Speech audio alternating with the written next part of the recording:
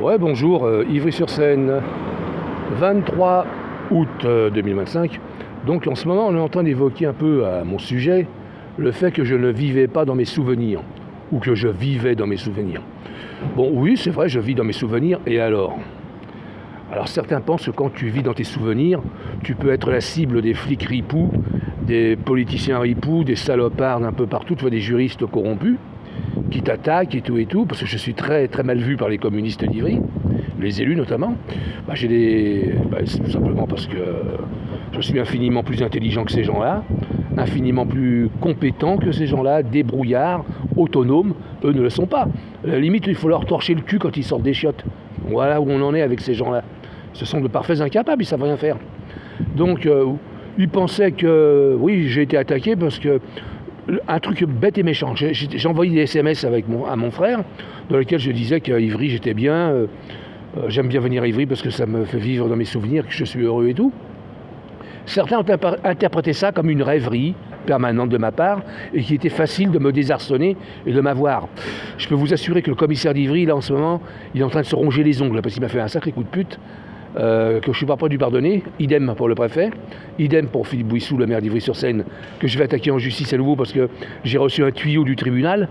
Ouais, le tribunal judiciaire de Créteil m'a donné un tuyau pour l'attaquer là. Ouais. Ça va être la fête à son cul, à Bouissou.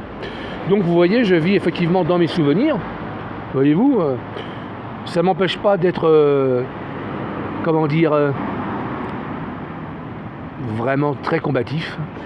Et c'est pas parce qu'on vit dans ses souvenirs qu'on se fait enculer, si vous voyez ce que je veux dire. Bon, je le dis un peu crûment, mais c'est moi qui encule. Et croyez-moi, je suis un professionnel.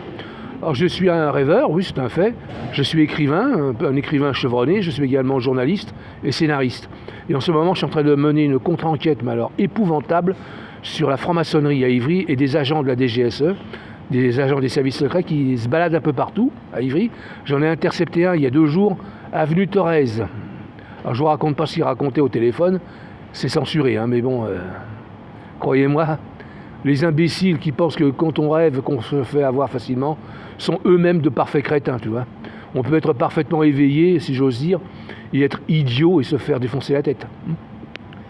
Bon, je vais revenir en force à Ivry, je suis chez moi, c'est ma commune, je reviens par la force de la loi. Inutile de dire qu'il y a pas mal de flics ripoux qui vont avoir mal au cul. Je leur conseille pas de bouger au commissariat parce que je ne suis pas leur copain. Je ne suis pas leur copain, je ne l'ai jamais été, je ne le serai jamais. Je ne les aime pas.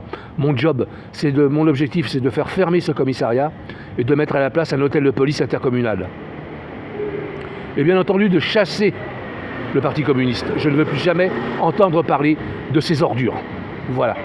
Je sais, je suis un peu cru, mais c'est chez moi ici à Ivry. Hein, voilà. Je tenais à dire que je suis arrivé à Ivry avant bien des connards, avant bien les flics d'ici, avant bien des élus communistes là, qui se sont improvisés communistes comme par hasard. Je suis chez moi. Je suis arrivé avant eux et ils partiront avec leurs valises, bientôt.